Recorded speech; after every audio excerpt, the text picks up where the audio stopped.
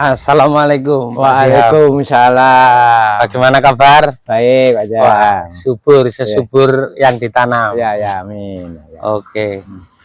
Kita kesini tadi Pak Syihab mau cari pengalaman tentang nangka. Nangkanya Pak Syihab ini sejak kemarin saya lihat kok berbuah sak ini. Berbuah grangse ini bagaimana? Apa memang harus begitu atau gimana? Terus yang pertama saya mau tanya, ini jenis nangka apa Pak? Nah, untuk Pak Jam akan saya jelaskan, nangka ini sudah saya tanam itu umurnya sudah 7 tahun, Mas. 7 tahun. Iya. Dan nangka ini adalah jenisnya adalah nangka madu. Nangka madu. Mulai produksi setelah saya tanam itu umur 2 tahun setengah itu sudah berbuah. Berbuah 3 itu besar Pak Jam. Yang pertama itu. Terus berarti nangka ini mulai berbuah kira-kira sudah 4 sampai 5 kali. Iya betul Pak Jam. Ya. Tapi apakah masih mengenal musim? Ini 1 tahun itu bisa berbuah 2 kali. Karena apa? Buahnya itu biasanya itu bertahap. Bisa kita lihat kemarin itu sudah ada yang panen. Setelah panen itu sudah berbuah lagi ini. Dan ini masih banyak yang masih kecil Pak. Ya, seperti yang ada di atas itu. Dan biasanya setelah ini tua itu ada lagi biasanya Pak. Gitu. Ya. Terus memang harus dibungkus. Semuanya dibungkus ini kebanyakan. Ya. Tujuan dari pembungkusan nangka madu ini agar hasilnya itu bisa maksimal. Biasanya nangka madu atau buah yang lain itu ditusuk lalat buah. Dan tusukan daripada lalat buah itu akan meninggalkan telur. Oh gitu. Dan akhirnya menjadi ulat dan menyebabkan nangka madu itu membusuk dan di dalamnya itu ada ulatnya Pak Jam biasanya. Berarti tujuannya ini supaya nanti aman sampai panen. Iya. Kan kena banyak sekarang itu buah apapun itu tidak aman kalau tidak dibungkus Pak Jam. Jadi harus ada dibungkus seperti ini supaya sukses sampai akhir panen. Iya. Soalnya kan ada juga tetangga saya itu yang dibungkus karena takut dilihat tetangganya. Gitu. Tapi kalau sudah besar nanti khawatir gitu. Ada yang begitu juga. Ini tujuannya bukan itu Pak Jam. Tujuannya adalah agar aman dari tusukan lalat buah itu. Terus ini kira-kira pemasarannya nanti kemana ini Pak Syihab? Biasanya nangka madu ini mudah sekali untuk pemasarannya. Biasanya kalau sudah kelihatan besar di pohon seperti ini, banyak orang yang pesan Pak. Itu datang ke sini sendiri. Jadi nggak khawatir untuk nangka yang jenisnya nangka madu ini. Untuk prosesnya itu sangat bagus sekali. Tanpa kita jual kemana itu sudah banyak yang datang sendiri. Gitu. Terus masalah pembungkusan pada usia berapa nangka madu ini harus dibungkus? Ini masih ada yang belum dibungkus. Ya sebesar ini kita mulai bungkus. Nah ini belum sempat. Ini masih ada beberapa yang belum saya bungkus untuk nangka madu ini. Nah, masih ada sekitar 7 buahan yang bisa. Ini dulu bibitnya dari mana Pak? Oh dulu itu dari pertanian dulu itu. Ini hasil cangkokan Pak. Jadinya enggak sembarang bibit. Jadi ini cangkokan dan enggak lama sekitar 2 tahun setengah itu bisa berbuah. Dan kalau berbuah itu dagingnya manis. Apa itu bijinya itu kecil. Jadi bisa kita lihat nanti Pak Jam datang ke sini nanti kalau sudah tua saya hubungi supaya bisa merasakan daripada nangka madu ini. Nangka madu. Terus apakah Pak Syihab punya rencana kemudian nangka madu ini dipercepat buahnya sehingga tidak mengenal musim? Terus obat apa yang dipakai seandainya untuk perawatan biar pohonnya ini kelihatan sehat gitu? Biasanya itu Pak Jam, setiap awal pembuahan sebelum buah ini saya pupuk dengan menggunakan pupuk NPK 1616. Kita tambah dengan pupuk grower itu biasanya. Jadi kita siramkan di sekitar akar ini. Jadi setelah berbuah itu biasanya itu buahnya itu bertahap, terus buah terus begitu. Ini bagus nih, saya ingin menularkan, Nah, mendapatkan nah tularan. ini Pak Jam, ini sekitar pembukusannya sekitar ada 2 minggu. Nah, sudah sebesar ini nah. Nah, buahnya itu sangat lebat ya, bisa kita lihat tuh Pak Jam. Apa ndak bisa obat untuk mengurangi durinya ini? Supaya kulitnya ndak berduri gitu? Nggak ada. Oh, Pak Jam, nggak ada. ada. Kalau ada kan itu lebih canggih berarti. Iya. Nah, masih banyak lah seperti ini Pak Jam. Buahnya itu tidak hanya di atas Pak Jam, tapi di bawah-bawah seperti ini itu buahnya super lebat ya. Tapi aman, apa aman dari tikus? Aman ya. Mesinnya tikus? Enggak, ini aman. Jadi enggak ada sama sekali yang dimakan oleh tikus Pak Jam ini. Ya. Kalau seperti ini kira-kira berapa hari lagi?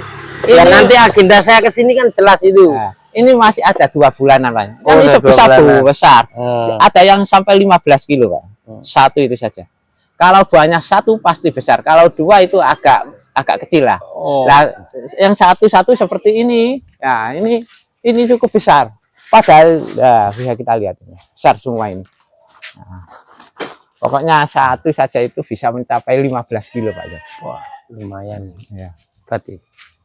Soalnya saya kan punya tanah yang lahan kosong. Nah, ini mau ditanduri apa, ditanami apa yang bisa produktif gitu. Kalau tidak merapat ke Pak Syihab kan kesulitan idenya, ide tanamnya itu. Ya, kayak saya sarankan itu menanam itu jenis perkebunan Pak Jam. Karena apa? Kita tanam itu cukup 1 kali, tetapi kita itu panen bertahun-tahun Pak Jam. Itu enaknya itu.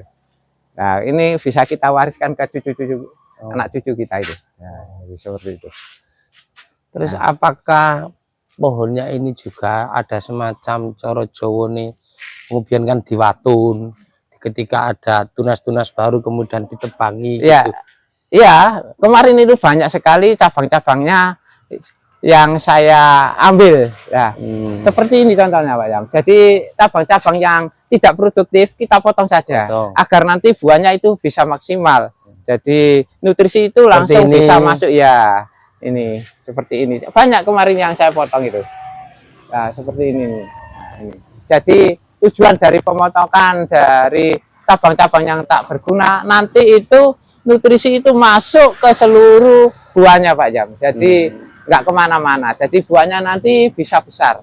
Ya, tujuan dari itu. Nangka apa ini tadi namanya? Nangka madu. Oh, berarti rasanya semanis madu. Iya, ya betul Pak Jam. Betul. Terus yang ini apa ini?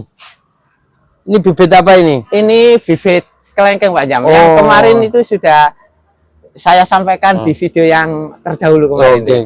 Ini hasil cangkongan jenis kateki Pak Jam ini. Ini cangkongan dari kebun sana? Ya, kemarin yang pernah saya sampaikan kepada Pak Jam. Berarti kan sanatnya jelas. Ya, ini sana. Ini dijual berapa ini Jaman? Ini satu pohonnya ini 70.000 Pak. 70.000. Siap ongkir ambil sendiri. Ya, ke sini ambil sendiri. Ini sudah terjual banyak Pak Jam ini. Jual banyak. Oh. Ya. Ini masih ada sekitar 30-an ini. Masih ada 50 nanya Jam. 50. Ini masih banyak ini. Ya, sampai ke sini nih.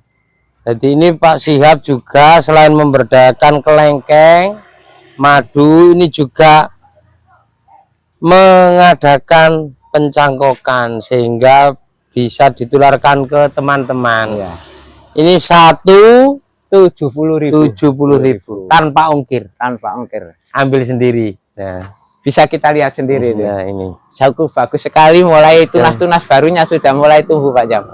Ini kelengkeng kateki. Ya. Kemarin Pak Jam kan menanyakan apa booster itu. Nanti saya jelaskan ini. Ya, tolong diambilkan boosternya, terus cara penggunaannya bagaimana? Ini Pak Jam ya. Ini namanya booster kelengkeng. Dan booster kelengkeng itu ada 2, yaitu yang mengandung potasium dan sodium. Jadi biasanya yang sodium itu agak lembut, sedangkan potasium itu biasanya agak mengkristal dulu biasanya.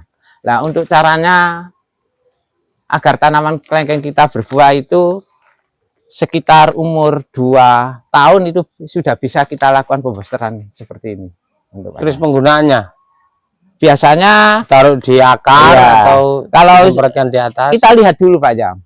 Yang pertama, kelengkeng yang kita booster itu harus mempunyai ciri-ciri. Yang pertama itu daunnya harus tua semua Pak Jam. Harus tua seperti ini. Hitam, hijau. Iya, seperti ini. Hijau tua. Ya. Jangan sekali-kali kelengkeng kita booster itu daunnya masih muda seperti ini. Kalau masih muda seperti ini akan mengalami kegagalan. Jadi yang harus kita perhatikan yang pertama itu adalah mengenai daun ya. Dan kondisi daripada tanaman kelengkeng itu sehat atau tidak, itu yang pertama. Apabila kondisinya itu sudah memenuhi syarat dan kondisi lahannya itu memungkinkan, maka kita lakukan pembosteran saja. Dan caranya biasanya di sekitar akar kita, sekitar tanaman kelengkeng itu kita lubangi secara melingkar. Gitu. Itu. Ya. Dan untuk kelengkeng yang umurnya sekitar 2,5 tahun sampai 3 tahun itu untuk pembosterannya untuk dosis 250 gram ini membutuhkan air 8 liter Pak Jam. Setelah kita aduk rata, nanti kita siramkan di sekitar akar. Jadi sangat mudah sekali. Itu untuk cara yang pertama. Ada cara yang kedua. Cara yang kedua biasanya ada yang disemprotkan di cabang-cabangnya ini. Jadi disemprotkan. Tapi kalau penyemprotan itu biasanya jarak 3 sampai 4 hari itu kita ulangi lagi. Kalau dengan cara penyemprotan. Itu aja. Dan jangan sampai mengenai daun kalau dengan cara penyemprotan. Kalau mengenai daun itu akan mengering untuk daunnya. Berarti ganas lagi obatnya. Ya, itu Pak Jam. Terus apakah booster untuk nangka madu juga ada sendiri? Itu ada sendiri. Itu ada namanya booster apa itu? Saya agak lupa Pak Jam. Pokoknya berarti setiap tanaman buah itu ada boosternya masing-masing. Ada jenisnya masing-masing. Terus tujuan pembosteran itu untuk mempercepat daripada pembuahan. Jadi untuk booster kelengkeng ini tidak bisa digunakan untuk tanaman yang lain. Ini khusus untuk tanaman kelengkeng. Terus bagaimana hukumnya membooster tanaman? Ya. Baru berbuah, dipanen, dibooster lagi. Kan kasihan juga nanti dia. Nanti setelah berbuah Pak Jam, kita pupuk. Jadi nanti pulih kembali. Setelah pulih ada rentang minimal maksimal ya, waktu 2 bulan sampai 3 bulan. Gitu. Jadi setelah tunas-tunas baru ini sudah tumbuh dan nanti daunnya tua, baru kita lakukan pembosteran lagi. Jadi enggak langsung kita panen, kita booster enggak. Jadi itu masih apa itu? Istilahnya masih sakit kok disuruh buah lagi. Jadi masih stres berbuah itu. Jadi kita tunggu saja 3 bulan baru kita lakukan pembosteran setelah daun-daun ini tua. Oke, pembosteran sudah. Sekarang cara menanam ini kalau seandainya saya beli atau seandainya saya dikasihkan nanti saya tanam. Ini harus dilubangi sampai berapa dalamnya? Ini kan kelihatan sekali, ini sekitar 25 sampai sini sekitar 35 cm lah. Apa ini semua harus masuk ke tanah atau gimana gitu? Kalau untuk cara menanamnya, itu lahannya kita lubangi 50-50. Kedalamannya 50-50 atau 60-60. Gitu. Nah, setelah nanti jarak sekitar 1 minggu baru kita lakukan penanaman. Gitu. Iya. Nah, untuk penanaman sendiri itu harus kita beri yaitu pupuk kandang, kita campur.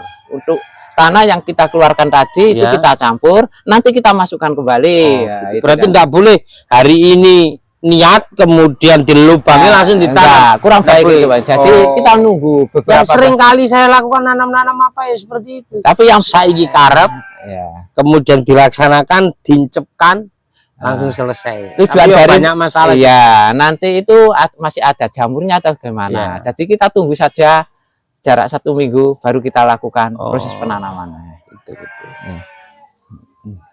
Bagus ini, dapat ilmu baru ini. Iya.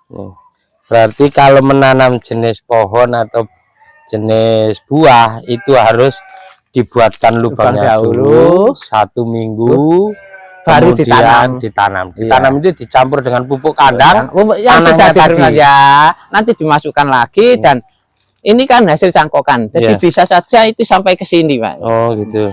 Lain kalau ada dengan cara sambung, biasanya kalau sambung biasanya jangan sampai sambungan itu tertutup oleh tanah, Pak. Gitu. Ini kan hasil cangkokan, jadi sampai segini itu bisa, tapi kalau hasil sambungan itu harus dibawanya sini. Stek lah istilahnya itu. Iya, itu harus dibawanya sini. Nggak boleh kena tanah. Iya, iya nanti kalau ini ikut dimasukkan biasanya itu tumbuh tunas seperti ini, nggak asli nanti. Jadi kalau stek itu biasanya kalau tumbuh di bawah ini harus kita buang supaya tidak mengganggu yang asli ini kalau stek. Nah ini kan hasil cangkokan dari bawah pun itu yang asli, Pak. Gitu kelebihannya. Nah dari hasil cangkokan ini yang saya cangkok ini semuanya itu batang-batangnya itu cukup besar dan sudah tua. Jadi ini bisa dibuahkan. Itu umur 2 tahun itu sudah bisa. Kalau di bos terno layak lah. Ya, sudah layak karena ini sudah tua. Kayunya sudah tua. Batangnya ini seperti ini. Sip. Terus cara pencangkokan bagaimana itu, Pak Syab? Setelah dicangkok dipotong ya. Nanti pencangkokan mungkin untuk lain hari. Bisa. Biasanya itu saya kelupas untuk saya kelupas untuk jaraknya sekitar ada 5 cm dah berapa ini segini. Ini enggak langsung saya kasih tanah. Jadi kita tunggu sekitar 10 hari atau berapa hari. Kalau saya dulu nyangkok itu kan dikelupas, setelah dikupas langsung kasih tanah, bungkus. Itu kurang baik kok ya. Jadi harus kita kelupas dulu, kita tunggu sampai 10 hari atau 2 minggu, nanti itu sudah ada apa itu mentol. Itu baru kita bungkus. Jadi kambium apa cara biologi ini kambium. Jadi itu akan lebih cepat untuk keluar daripada akarnya. Kalau kita langsung itu kurang baik kok. Jadi kan sering itu langsung. Iya, jadi nanti akan mempercepat daripada tumbuhnya akar. Kalau kita setelah kita beri kelupas kulitnya itu lah langsung itu akan lebih lama. Terus ini sudah berapa bulan dari pemotongan pohon yang aslinya dibawa ke sini? Ini sudah ada 2 bulan. 2 bulan. Kemarin itu kan sudah cabang-cabangnya ini banyak. Nah, ini saya potongi, ini tumbuh. Jadi kemarin itu semuanya ini, seperti ini. Semuanya saya potong, nanti itu bisa tumbuh tunas-tunas baru seperti ini. Jadi sebelum kita lakukan penanaman itu saya potong, saya sudah persiapkan untuk medianya, langsung kita masukkan. Jadi kita letakkan di bawah nangka ini agar tidak terkena oleh sinar matahari langsung, jadi mudah. Apakah pernah dari Dinas Pertanian kemudian pesan untuk diminta berapa buah gitu? Yang sering itu biasanya dari dinas itu, kalau saya buat yang ada di sana itu, lihat di sana, Pak Jan. Bagaimana tanaman kelengkeng ini kok bisa berbuah seperti ini. Nggak sampai pesan tolong dicangkok, kemudian nanti pembibitannya saya yang beli, nanti saya bantukan ke masyarakat gitu. Belum, insya Allah kedepannya begitu. Insya Allah begitu kedepannya. Karena kelengkeng ini adalah varietasnya itu cukup bagus. Sudah kita rasakan bersama dari dagingnya itu manis ya. Manis sekali. Oke, sementara gitu Pak Syab, terima kasih hasil kita ngomong-ngomong di Kaweruh, ingin memperdalam ilmu tentang tumbuh-tumbuhan, buah-buahan, baik mulai dari nangka, kelengkeng dan sebagainya. Semoga ada manfaatnya, kita tularkan pada teman-teman. Terima kasih.